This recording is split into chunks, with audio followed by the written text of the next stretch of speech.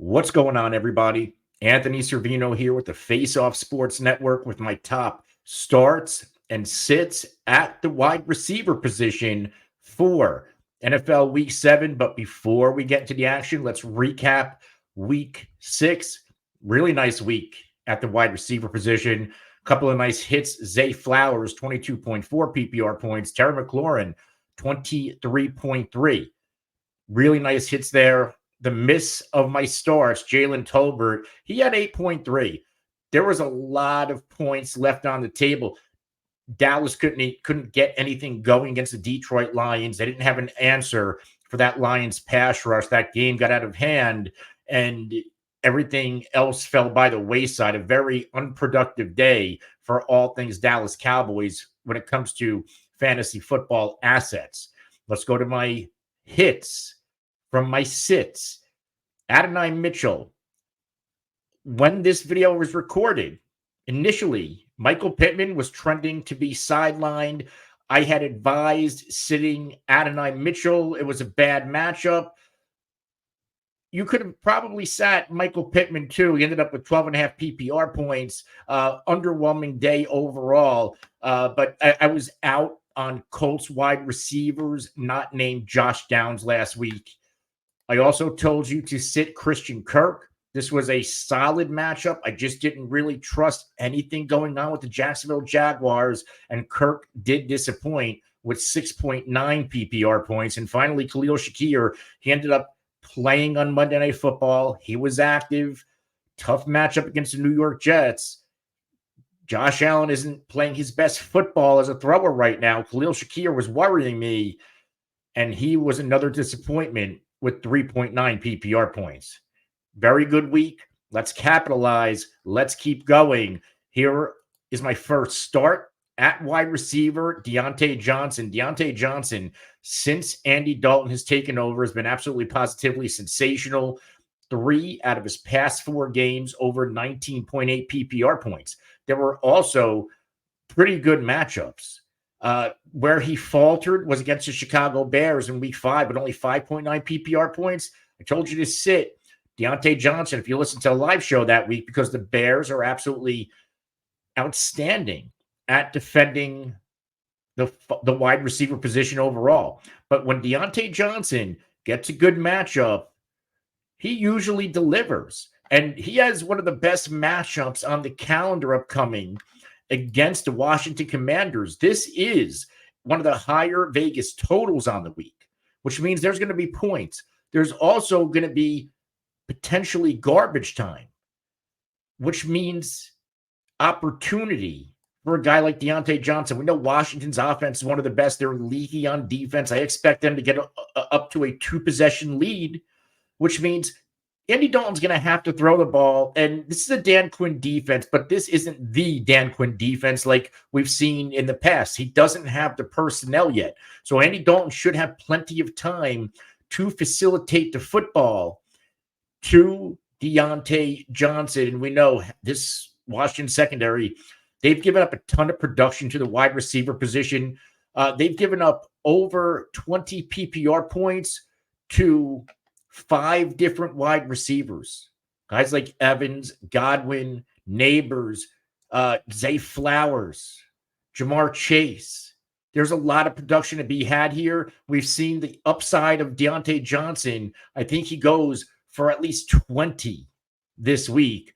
Diontae getting a ton of targets. In fact, he's being targeted on 26.4% of the routes he is running. He's getting 27.1% of his team targets. He is also getting 87 air yards per game. All the metrics are there. We're starting Diontae Johnson. We're going to go back to Zay Flowers this week. And Zay Flowers coming out off an outstanding game. In fact, he has now strung together 2 straight games over 19 PPR points. And he's gone over that 19 PPR point threshold in 3 games this season.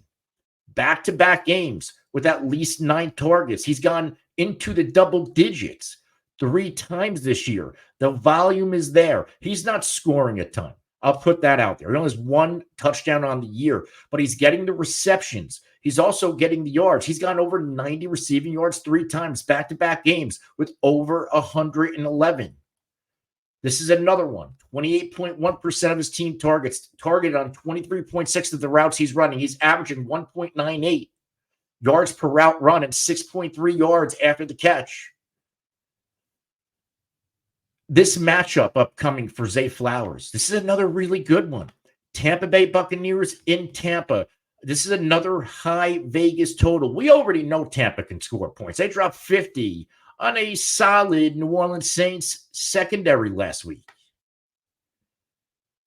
Tampa, well, they're going to be able to score points. They may not be able to run the ball. The Baltimore defense stout against the run, but this Baltimore secondary, you can throw all over them. Teams have been doing it all season long, and Baker and company is going to have a day. This should be, in theory, a back and forth shootout, which means Zay Flowers, he's going to have another chance to rack up PPR production. Tampa Bay, this secondary, very much leaky. They've given up double-digit PPR points to 8 different receivers this year. A lot of production to be had for Zay Flowers. If you look at some of the receivers that have gashed this Tampa Bay secondary, okay, they managed to shut down most of New Orleans last week, but Bub Means goes for 15.5. Atlanta, 3 receivers, Mooney, London, Hodge, and Raymond McLeod. So 4 receivers in that Atlanta game all go for at least 12.6 PPR points. Philly, they were limited, where Paris Keller went for 11.7 back in week 4, but no A.J. Brown, no Devonta Smith. Tampa should have limited that offense, but, I don't have to go on. All of the good throwing teams have managed to put up production against the Tampa Bay Buccaneers, and I expect that to continue for Zay Flowers. Let's go back to Terry McLaurin as my final start. This guy is becoming matchup proof. He is red hot after starting the season with under 8.2 PPR points in back-to-back games. He's been on fire, at least 15.4 in 4 straight. The targets are coming. He's now gone over 7 targets in 3 straight games. The yards, he's gone over 100 yards receiving in 2 out of his past 4 games, and he has scored 4 touchdowns in the past 4 games, including at least 1 touchdown in 3 of his past 4. This offense is hard to stop because they run the ball so well. You got the threat of the running game with Brian Robinson and company, and also obviously Jaden Daniels, the enemy defense. They can't take out everybody, which means guys like McLaurin, the speedy deep threat over the top, he's going to get a couple of big play opportunities, and he's been cashing in on them. And guess who he gets? He gets the Carolina Panthers. And before we go to why Carolina is bad, this is another wide receiver. He is the dominant force in this passing attack, 101 air yards per game. 51.4% of the team air yards are his. 25.9% of the team targets are his. He also has a 14.1 average depth of target.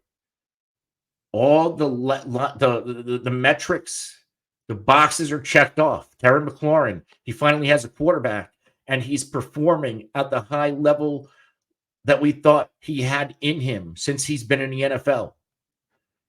Carolina, this is a bad football team. You can run all over them, but you can also throw on them too. Their secondary is a little bit better than their run defense, which is the worst in the NFL, but you can still get by on this team.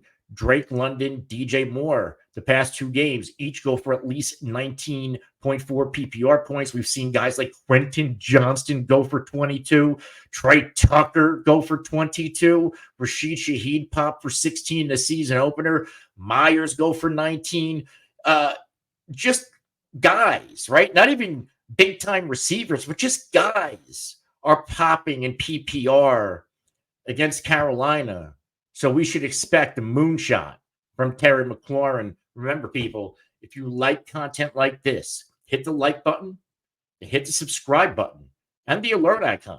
So you can be notified anytime we're live to answer your questions. We go live almost 7 days a week. Or it'll notify you when we drop outstanding content just like this. And if you have any questions, start sit questions, trade questions, waiver questions, ask them in the comments section below. Myself or one of my team members will get back to you as soon as we can. Now let's go to the receivers we're sitting. Brandon Aiyuk. Brandon Aiyuk gave us one big game. And yes, I told you to start him that week. Go back to the archives. Since then, he's back to his old form. What is his old form this season? Well, he's gone under 9.8 PPR points in all but one game.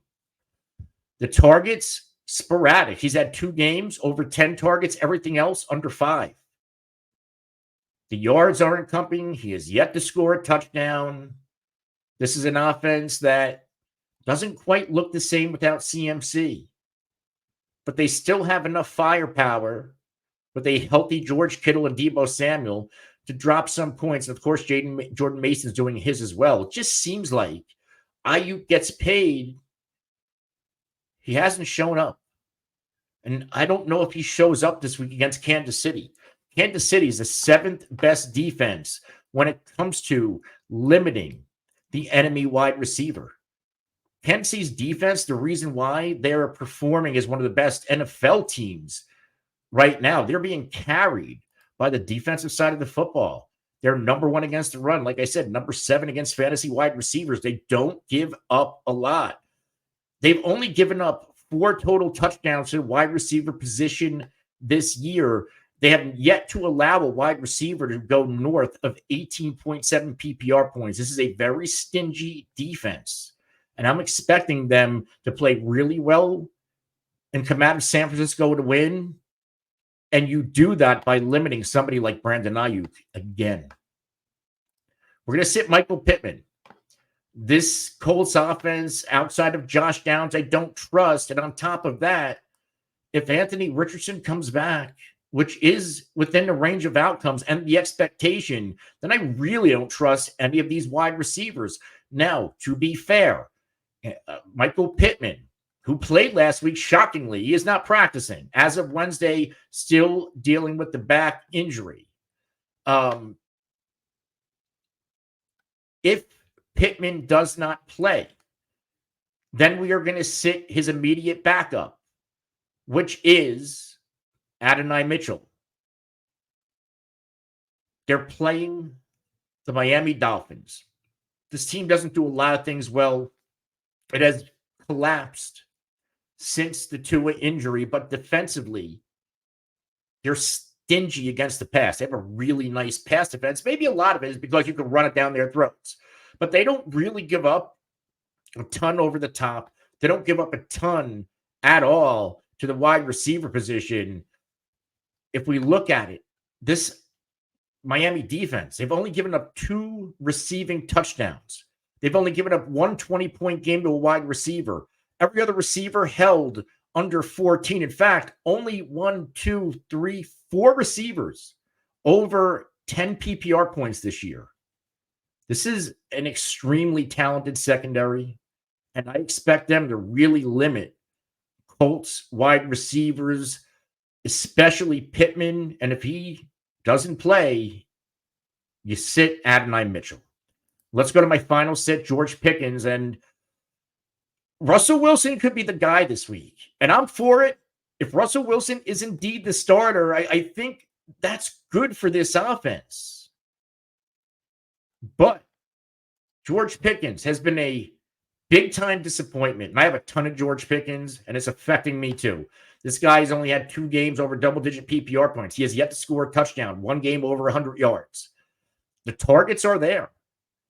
He's being targeted 28.9% of the team targets. He's being targeted on 26% of the routes he is running, 90.2 air yards per game. But he only has a 59.1% catch rate. The connection with Pickens and Justin Fields is just not there. Possibly Russell Wilson ignites it.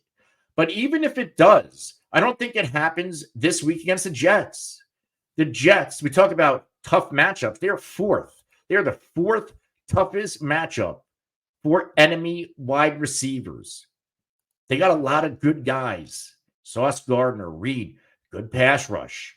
This Jets secondary, they've only allowed 3 wide receivers to score receiving touchdowns. Now, for what it's worth, Ridley and Debo both scored rushing touchdowns on them, but they're more of anomalies. Outside of Justin Jefferson, who they limited to 15, they've held Buffalo receivers, the rest of Minnesota receivers, to single-digit PPR points. There's not a lot of production to be had against just Jets secondary. This defense has been carrying them overall this year. And when it comes to how I feel about George Pickens, yes, he is talented enough where he can drop 150 and 2 touchdowns on anybody. We just have yet to see George Pickens become unlocked because he has yet to really gel with the quarterback. Maybe it happens Russell Wilson. I just don't know if it happens this week if Russ gets to start. I do think long-term, Russell Wilson and George Pickens could become a thing, but we need to wait for the right matchup.